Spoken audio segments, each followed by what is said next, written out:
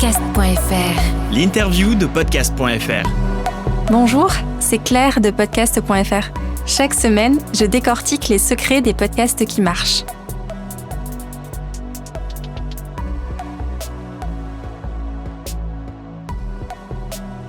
Aujourd'hui, Extraterrien avec Barthélémy Fent. Salut Barthélémy. Salut Claire. Ravi d'échanger avec toi sur ce podcast. Alors, tu as fondé Extraterrien en 2019, un podcast qui est dédié au sport, dans lequel tu interviews des sportifs inspirants et aussi hors du commun. C'est un podcast qui cumule plus de 5 millions d'écoutes. Tu as également créé un petit peu plus récemment iRox Evolution, le podcast des athlètes hybrides qui s'entraînent. Je crois que tu es toi-même un fan d'iRox. Et puis, le dernier projet, en tout cas un des derniers projets, c'est le studio Stories, un studio qui est dédié à la création de contenu. Donc, en gros, si on devait te résumer en quelques mots, j'aurais envie de dire que tu es un entrepreneur multi-projet, un sportif passionné et un podcasteur créateur de contenu. Je ne sais pas si ça te va, cette description. Plutôt bien, ouais, merci. En tout cas, sur le point, d'un point de vue professionnel, ouais, ça correspond plutôt bien à ma description. J'aime bien, j'adore créer du contenu, j'adore le podcast, donc j'essaye de construire un petit écosystème autour de ça. Est-ce que tu peux revenir pour nous sur ce qui t'a amené à créer Extraterrien ? Écoute, ça remonte à bientôt 8 ans maintenant. C'est assez simple. J'écoutais beaucoup de podcasts à l'époque, des podcasts américains, des podcasts francophones. Et à l'époque, j'aimais bien les formats longs, j'aimais bien la profondeur.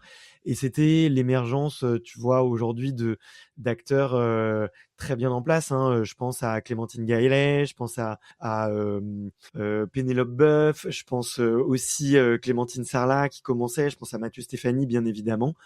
Et désolé à celles et ceux que j'oublie, mais en tout cas, c'était ces personnes-là que j'écoutais beaucoup. Et en fait, un jour, je me suis dit, tiens, j'avais envie d'écouter d'autres choses que de la parentalité, du business ou du féminisme.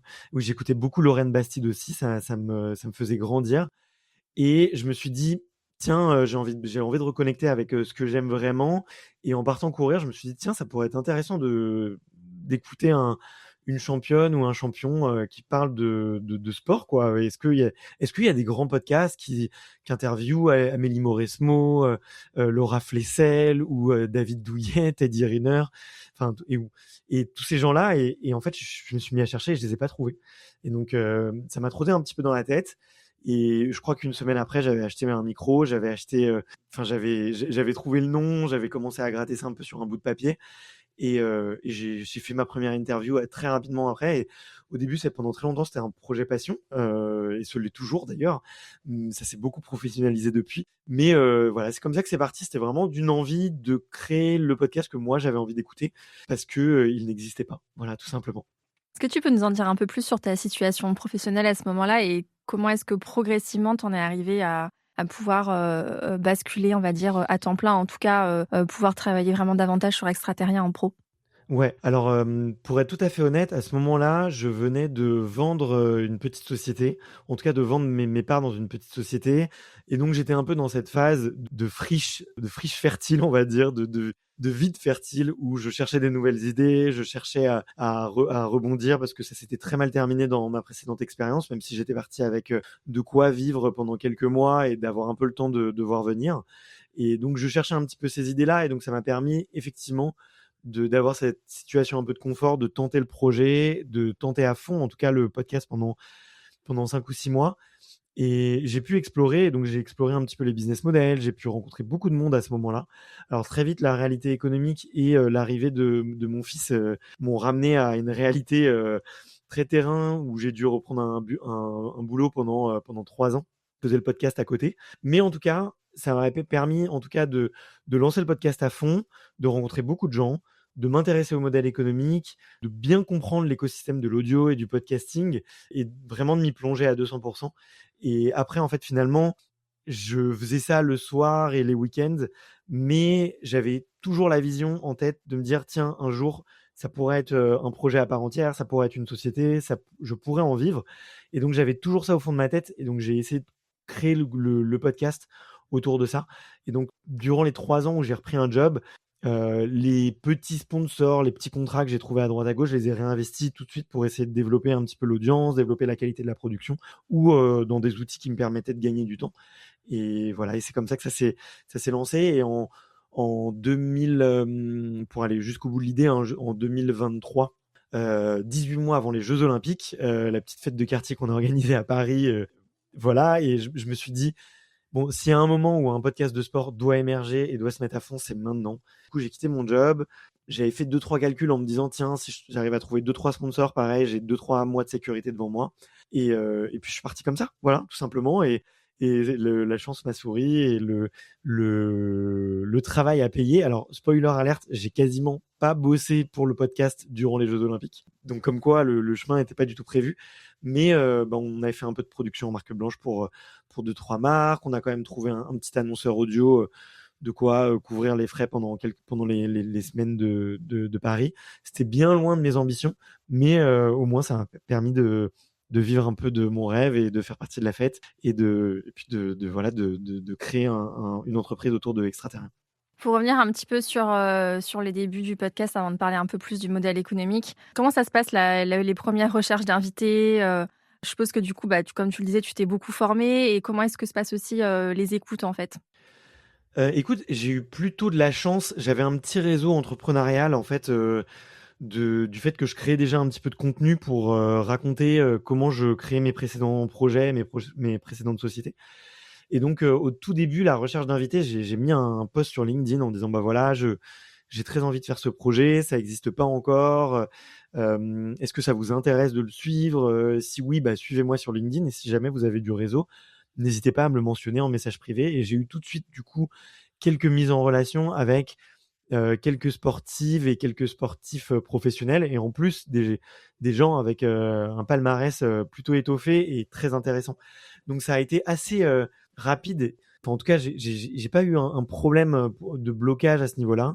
Et puis après, une fois qu'on a les premiers invités, c'est un effet vertueux la boule de neige qui grossit, quoi. Et où à chaque fois que j'avais un invité, je demandais, tiens, est-ce que tu peux me mettre en relation avec quelqu'un? Qui est-ce que tu me recommandes d'aller inviter? Et puis on attrape les numéros, on y va au culot, on appelle. Et puis finalement, au début, alors il y a 7-8 ans, la difficulté, c'était plutôt de faire connaître le podcast parce que j'avais beaucoup de sportifs de haut niveau qui ne savaient même pas ce que c'était qu'un podcast et comprenaient pas. C'est une chaîne YouTube, non, c'est pas une chaîne YouTube, il n'y avait pas forcément de vidéo en plus à l'époque. Ah, mais c'est de la radio. Non, c'est pas vraiment de la radio. Donc, c'était plutôt ça la difficulté. Et c'est comme ça effectivement que j'ai trouvé mes premiers invités. Il fallait se retrousser les manches, fallait y aller au culot parce que je me souviens à un moment, j'avais fait le compte, j'avais réussi à trouver plus d'une centaine d'emails de sportifs de haut niveau ou d'agents. Et j'avais écrit du coup une centaine d'emails, même un peu plus. Pour être tout à fait honnête, j'avais eu à peine 12 réponses. Et au final, il n'y en avait eu que 2 qui s'étaient soldés par un podcast dans les 2 mois qu'on suivit. Un enregistrement. Donc le ratio, il était extrêmement faible. Ça m'avait pris beaucoup, beaucoup de temps pour rassembler tout ça et faire tout ça. Et finalement, ce qui marchait le mieux, c'était un peu le bouche à oreille et c'était de passer par les athlètes eux-mêmes qui, voilà, par effet de réseau, me donnaient leur contact. Et puis après, pour répondre à ta question sur les audiences, j'ai eu un petit peu de chance, moi, parce qu'il y a eu, vu que c'était un média qui n'existait pas, j'ai eu tout de suite un espèce d'effet rebond de gens qui attendaient aussi ce type de contenu-là. Donc ça m'a aidé. Et puis après, il n'y a jamais eu de formule miracle, ou il n'y a jamais eu de boom, d'explosion d'audience, quoi. C'est vraiment la régularité, le fait d'être là de semaine en semaine et de continuer à persévérer dans le temps qui a fonctionné. Alors, il y a des petits hacks, si je puis me permettre, qui fonctionnent, hein. Il y a plein de petits... il y a beaucoup on va dire de briques qui ont été mises en place qui ont permis de faire grossir les audiences, mais au début voilà, ça a été lent, ça a été progressif, même s'il y a tout de suite eu une fanbase qui était là et qui m'a soutenu et qui nous écoute encore aujourd'hui. Tu parlais un petit peu de petits hacks, de petites choses comme ça. Est-ce qu'effectivement, tu as vu des choses qui ont concrètement fait une différence sur tes écoutes? Bah écoute, en tout cas pour moi, ce qui a marché, beaucoup raconter l'histoire du podcast sur LinkedIn.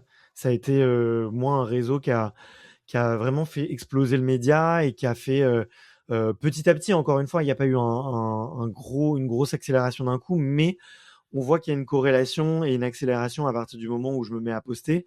À la fois, j'en fais le relais des épisodes, à la fois, je racontais un peu les backstage du podcast, et en même temps, je me suis permis aussi de m'exprimer sur comment est-ce qu'on vit en tant que créateur de contenu, combien je gagne, combien je dépense, et ça intéressait les gens. Donc ça a aussi intéressé des créateurs de contenu. Et puis après, je me suis mis à en accompagner dans ta petite présentation au début. C'était une brique un peu qui montait, mais j'ai accompagné plus de 150 créateurs à en vivre aujourd'hui. Et, et donc, c'était vraiment cette dimension un peu de transparence, de raconter les backstage, de présenter les invités. Le sport sur LinkedIn, je pense que pareil, ça manquait en fait. C'était comme le sport en podcast, ça n'existait pas. Donc ça a bien fonctionné. Et puis après, le fait de beaucoup insérer la vidéo, et donc notamment avec les shorts, euh, il y a maintenant, c'est devenu très très populaire et très fréquent de enfin quasiment tous les podcasteurs que je vois, que je côtoie me disent mais attends, mais il faut que je démarre tout de suite avec la vidéo, même si c'est devenu nécessaire d'être tout de suite présent sur YouTube, sur Spotify et maintenant sur Apple en vidéo. C'était pas forcément le cas à l'époque, et nous on avait trouvé un bon petit hack, c'était de ne faire que de l'audio, mais d'utiliser les petites vidéos, les petites shorts différemment pour faire rayonner le podcast, et ça avait bien fonctionné aussi pour nous. Ok. Aujourd'hui, tu es passé en vidéo. Tu l'as introduit Ouais, à partir de 100%. quand? Tu l'as introduite quand? Il y a 3 ans, je dirais. Ouais, exactement. Il y a 3 ans. Et au début, c'était vraiment avec des bouts de ficelle. Alors plutôt un bout de ficelle qui s'appelle un iPhone. Mais en tout cas, voilà. Et puis j'ai acheté un premier iPhone, j'en ai acheté un deuxième, un troisième pour avoir 3 plans.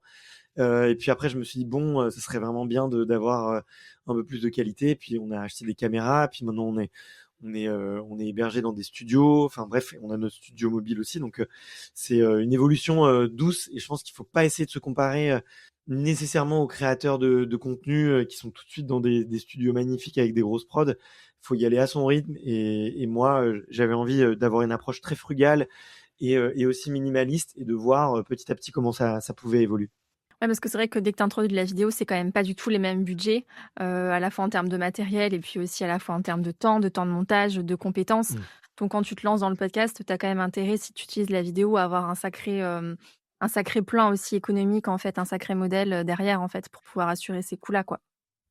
Ouais, exactement. Notamment si on veut de la régularité, à savoir produire soit hebdomadairement, soit bi-hebdomadairement. Je suis entièrement d'accord avec toi. Euh, c'est des temps qui sont plus longs, des fichiers qui sont plus lourds, c'est d'autres types de compétences. Il faut régler le son, il faut régler l'image. Ouais. Donc c'est toute une autre dimension. Et effectivement, là aujourd'hui, c'est fou, hein, parce que je pense par rapport aujourd'hui chez Extraterrien, on est 6, et la vidéo, c'est 80% de notre temps, de nos ressources en termes de prod par rapport à l'audio. Donc, mais c'est aussi ça qui nous a permis de nous développer, et c'est aussi ça, en tout cas dans notre écosystème, que les marques cherchent de plus en plus. Donc vous êtes 6. Est-ce que tu peux me parler un petit peu de ton équipe, de comment, quels sont les différents rôles, et cetera? Comment est-ce que ça fonctionne? Ouais, bien sûr, tout à fait. Alors, j'ai une assistante commerciale qui travaille avec moi à mi-temps et qui m'aide sur toutes les propositions, sur les appels à faire avec les marques, et qui m'aide à structurer cette partie économique. Il y a un monteur vidéo à plein temps, un monteur vidéo slash chef de projet aussi, qui produit pas mal de contenu.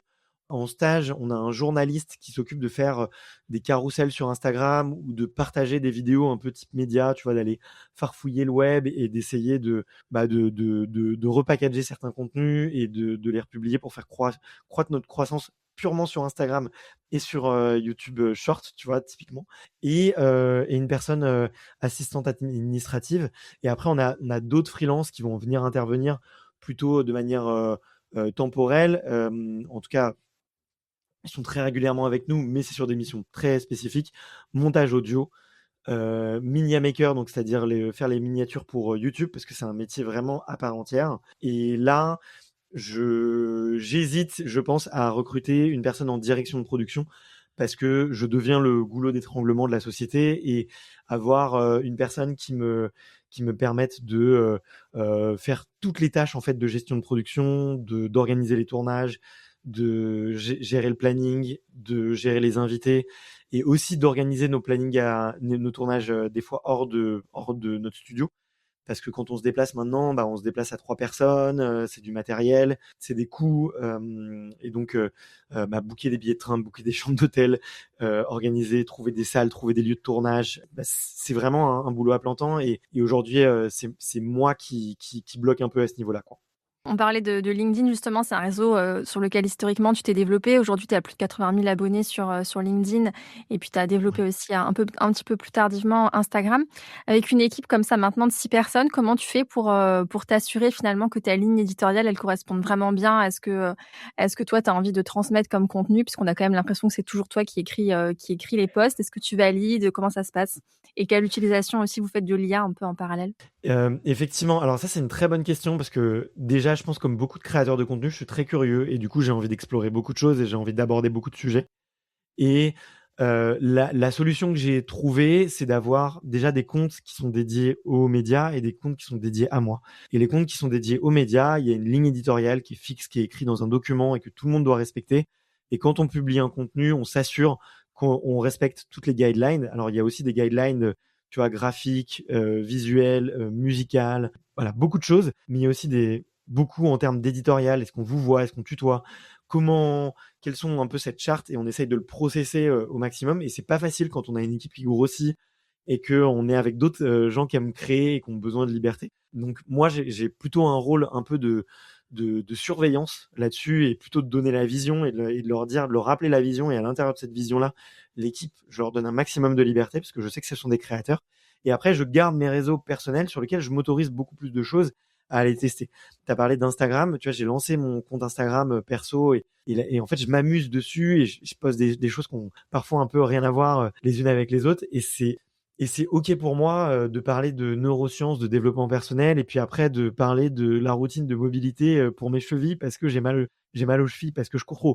Et je vois un petit peu ce qui marche et j'aime bien du coup avoir ce terrain d'exploration pour voir ce qui marche, pour tester, pour garder cette âme un peu de créateur. Parce que maintenant, certes, je passe 20 de mon temps à créer du contenu, mais 80 de mon temps, c'est plus du boulot d'entrepreneur ou de chef d'une petite TPE, à, bah, gérer les clients, faire du RH, faire de la comptabilité, du management. Donc, voilà, d'un côté, avoir un espace strict avec un document qui est précis, que tout le monde doit connaître par cœur. Et de l'autre côté, avoir moi ma liberté de créer pour pouvoir entretenir la flamme du créateur. Est-ce que ça répond à tes questions? Ouais, totalement. Et peut-être la deuxième question sur l'IA? Et sur l'IA, aujourd'hui, on l'a beaucoup intégré. On utilise, heu, on utilise Claude, notamment pourquoi Claude? Parce qu'on peut créer ce qu'ils appellent des skills, donc des compétences qu'ensuite on peut télécharger et se passer, les uns les autres. Donc moi, ça permet à tout le monde de créer une compétence, de l'affiner dans le temps et ensuite de pouvoir se la passer et d'apprendre les autres à le faire. J'ai beaucoup intégré l'IA aussi. En fait, j'essaye d'intégrer le plus possible l'IA en dehors de la création de contenu parce que je pense que la création de contenu, le but quand on crée du contenu, c'est de susciter des émotions chez les gens. Et l'IA, par défaut, n'a pas de conscience et donc par conséquent, elle ne peut pas générer d'émotions. Et donc l'IA est particulièrement maladroite quand il s'agit de créer des émotions. Et donc, ce que j'essaye de faire et ce que j'essaye d'expliquer à mes équipes, c'est d'utiliser au maximum l'IA pour se libérer du temps pour réfléchir à comment est-ce qu'on génère des émotions chez les gens. Donc, ça va être automatiser des processus d'aller poster un peu nos différents contenus à droite à gauche. Ça va être de nous faciliter nous faciliter le travail, de nous générer des idées et d'enlever toutes les tâches à faible valeur ajoutée. C'est plutôt comme ça qu'on travaille avec l'IA. Et après, nous, tous les contenus qu'on fait, aujourd'hui, même les petites vidéos, on n'utilise pas d'outils d'automatisation et on fait beaucoup de choses à la main. Les miniatures, on les fait encore 100% à la main, on pourrait intégrer avec l'IA. On commence à s'amuser avec l'IA pour faire de la création de contenu, mais ça reste, le cerveau doit rester un humain. Voilà. Ouais, c'est intéressant. Aujourd'hui, on publie un épisode avec Caroline Mignot, justement, et on parlait de l'IA ensemble et de comment est-ce qu'elle utilise l'IA. Et elle était hyper claire sur ça, en fait. Elle disait, bah, l'IA, faut vraiment l'utiliser à la fin du processus, mais en fait, faut pas l'utiliser au début. Et effectivement, parce que ça génère pas d'émotion, mais aussi parce que ça fait des contenus qui sont assez standardisés et que du coup, si on veut arriver à se démarquer, en fait, on va pas pouvoir se démarquer si on a exactement plus ou moins la même chose que le voisin, si on part d'une base IA. Tandis que si on a développé tout le process, en amont, toute la ligne édito et cetera et qu'il y a vraiment une patte qui nous ressemble, là, on peut utiliser l'IA, en fin de processus de création, quoi. Donc, ça rejoint un peu ce que tu disais. Une question que j'avais aussi envie de te poser, c'est sur, tes invités. Comment est-ce que tu les incites, en fait, à repartager, les contenus? Parce que c'est quand même aussi important pour que les gens puissent, diffuser, les invités puissent diffuser, ça fait une source d'écoute en plus. Comment est-ce que toi, tu gères ça, auprès des gens, que tu interviewes?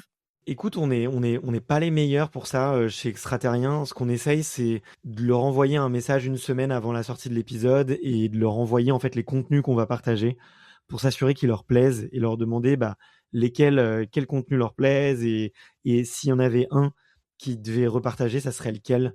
Et ça nous permet en fait, d'utiliser un peu le biais de l'engagement de l'invité pour s'assurer qu'il le partage.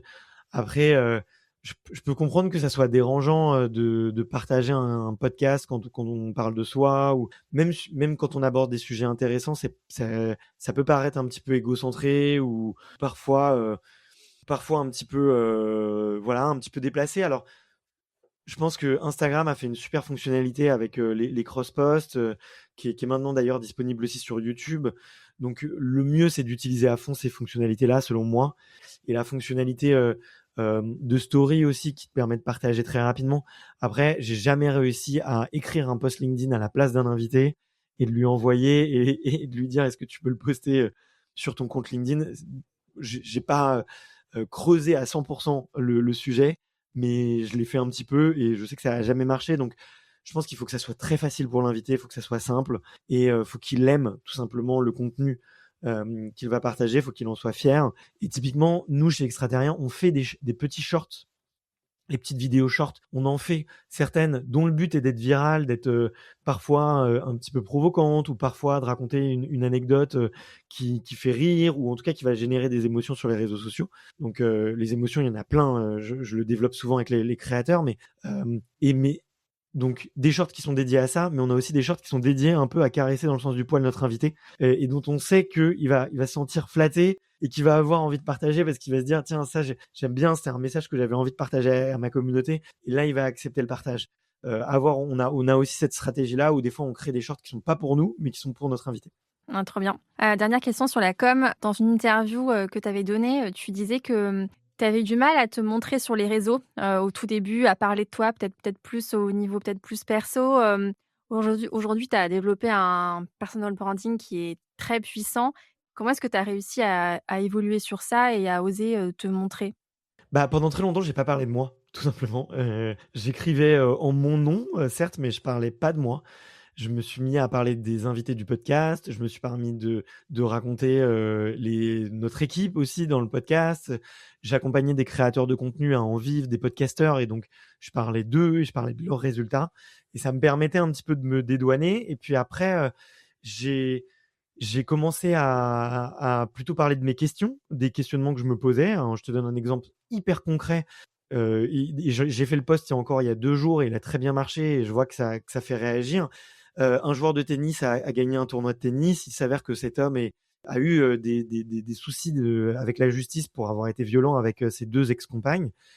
Moi, en fait, je me positionne pas, mais je me pose des questions, en fait. Je me dis: «Mais tiens, est-ce qu'on devrait le laisser jouer? Est-ce qu'on est trop dur aussi avec lui parce que maintenant il a payé sa peine?» En fait, je me pose des questions et je me dis, et je dis ce que je ressens. Je me positionne pas. Je dis pas: «Il faudrait faire ci, il faudrait faire ça».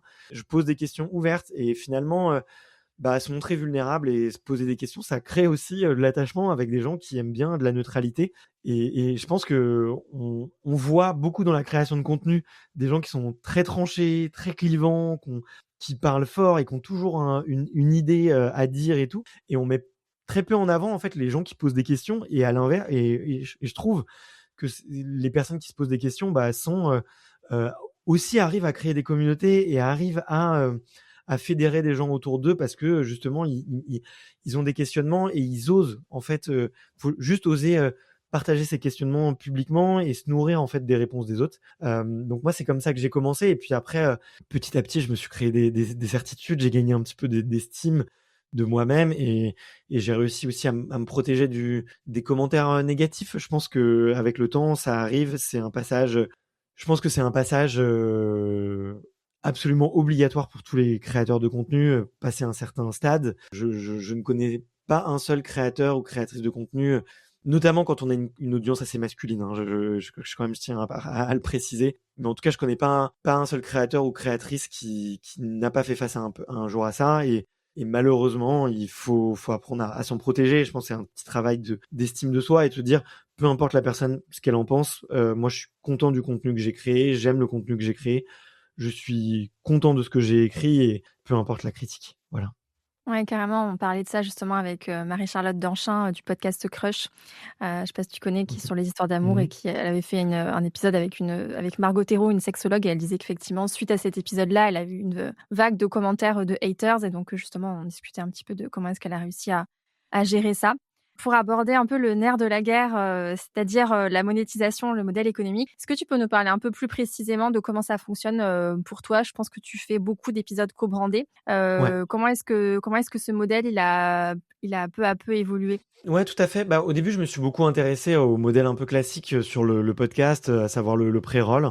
Je me suis vite, en fait, rendu compte que dans mon écosystème, très très peu de marques faisaient du pré-roll. Ça, c'était la première chose.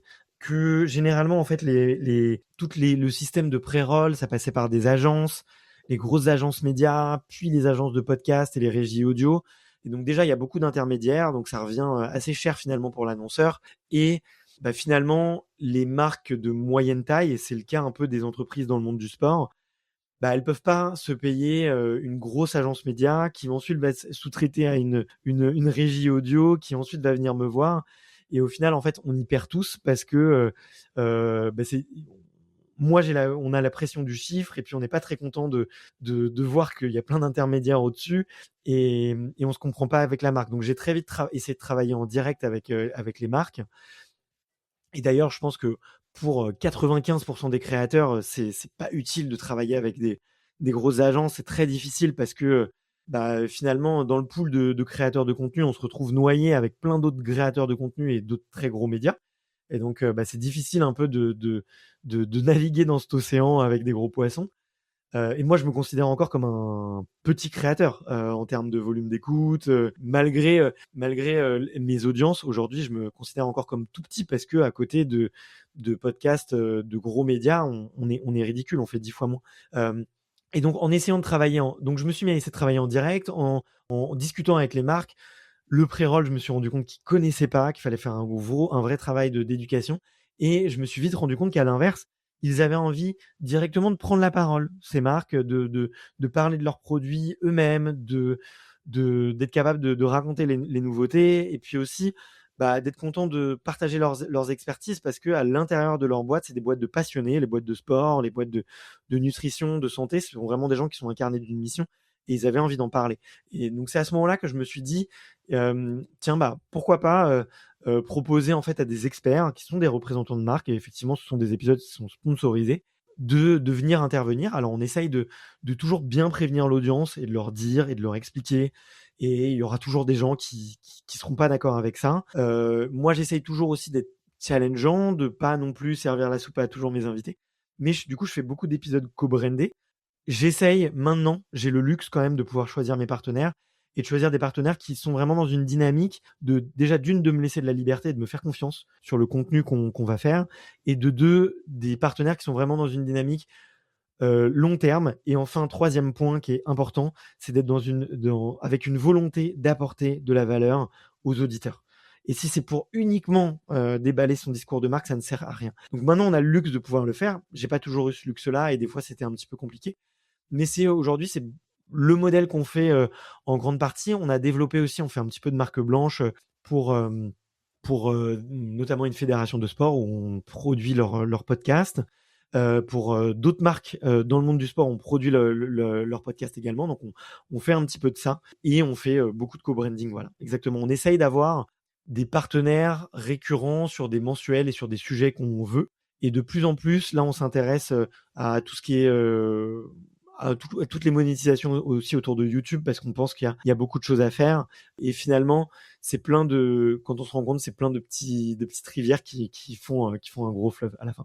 Est-ce que ça demande un gros travail de démarchage? Ou est-ce qu'au final, maintenant, avec la notoriété du podcast, il y a aussi pas mal de marques qui viennent naturellement à toi et que du coup, ça reste correct en termes de temps, d'investissement pour attirer ces partenaires?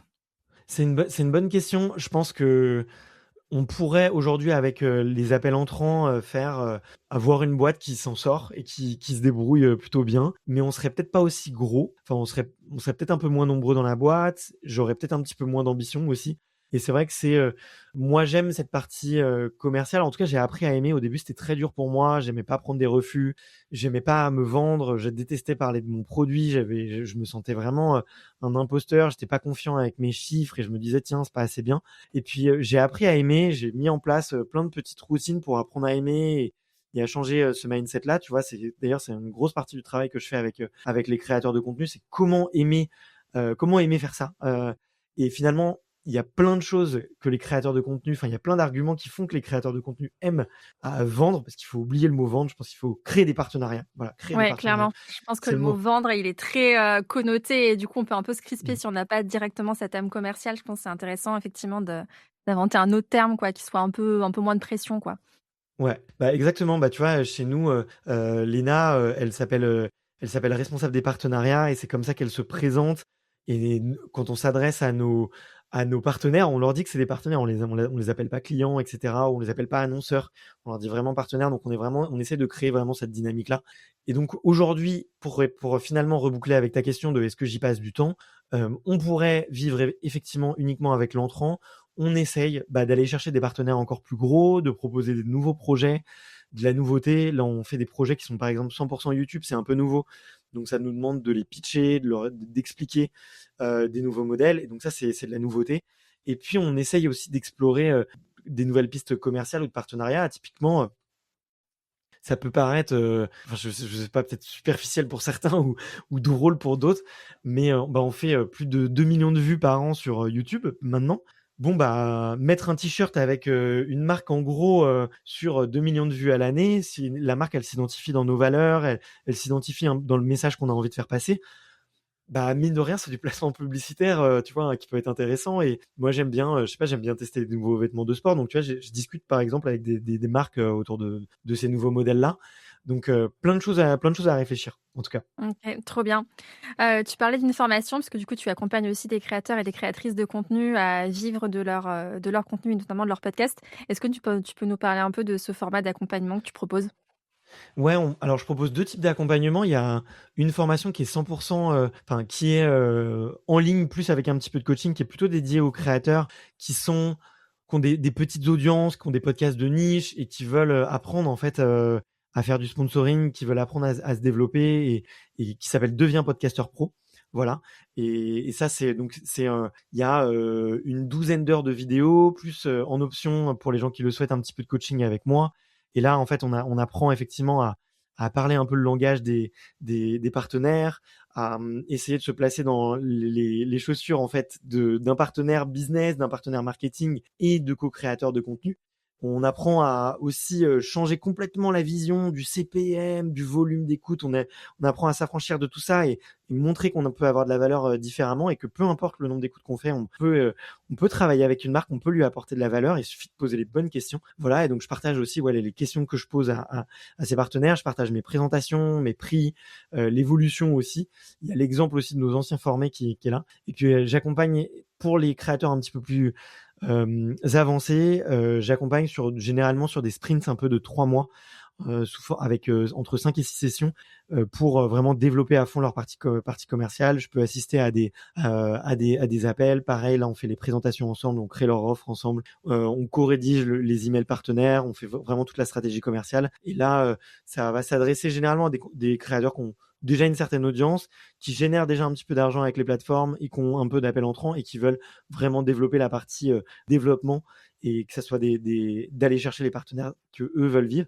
Et là, je suis hyper content parce en 2026, on a nos 3 premiers créateurs qui ont dépassé les 100 000 € de revenus annuels. Donc, hyper content, trop, trop fier d'eux. Donc, bravo à eux. Ah génial, c'est une belle réussite. Ouais, ouais, ouais. Dernière question, bon elle est un peu générique, mais je suis quand même curieuse d'entendre ta réponse. Qu'est-ce que tu dirais à un podcasteur ou une podcasteuse qui, galère un peu avec ses écoutes, qui a du mal à émerger, qui est peut-être un peu découragé, mais qui adore ce qu'il ou elle fait? Par où est-ce que tu lui dirais, de commencer? Déjà, de se poser la question, est-ce qu'on crée un podcast pour les écoutes ou est-ce qu'on le crée pour autre chose? Je pense que c'est toujours intéressant de se dire, est-ce que qu'est-ce que mon podcast m'apporte, même si avec 2 personnes qui l'écoutaient, est-ce que mon podcast m'enrichit, spirituellement, intellectuellement, en tant que personne? Et je pense que c'est toujours important de se rappeler, quelle est la source de motivation annexe et qu'est-ce qu'on vient chercher à travers ça. Et l'autre chose, que moi j'aime bien me rappeler, c'est que les gagnants sont simplement les personnes qui ont jamais abandonné et que ça finit toujours par payer et en se remettant un petit peu en question des fois, en testant des nouvelles choses, de s'autoriser à tester, voilà, s'autoriser à tester des nouvelles choses. Eh bien, c'est comme ça qu'on évolue. Et je vois beaucoup de créateurs de contenu qui s'enferment, et moi le premier, hein, qui s'enferment dans un format, qui s'enferment dans d'une façon de voir les choses et qui ne s'autorisent pas en fait à explorer durant 2 semaines, 3 semaines, peut-être un nouveau format, une nouvelle ligne éditoriale, un nouveau message. Et ça, des fois, ça fait du bien, ça aère l'esprit. En tant que créateur de contenu, on a besoin de créer et de retrouver avec sa flamme de création. Voilà. Merci pour cette réponse hyper inspirante et hyper positive. Merci beaucoup Merci. pour ce temps d'échange. Et puis, je rappelle qu'on peut du coup écouter Extraterrien et puis iRox Evolution sur toutes les plateformes d'écoute. Et puis, évidemment, sur podcast.fr. Merci, Barthélémy. Eh ben, merci à toi, merci pour tes questions qui étaient hyper sympas. Et puis pour les gens qui veulent, qui sont intéressés par un accompagnement, ils peuvent taper Barthélémy Fen sur LinkedIn, m'envoyer un petit message ou aller sur le site directement extrabootcamp.com. Voilà. Merci à toi et à très bientôt. Et on mettra tous les éléments dans la description de l'épisode. Merci, c'est sympa. À bientôt. Avec plaisir.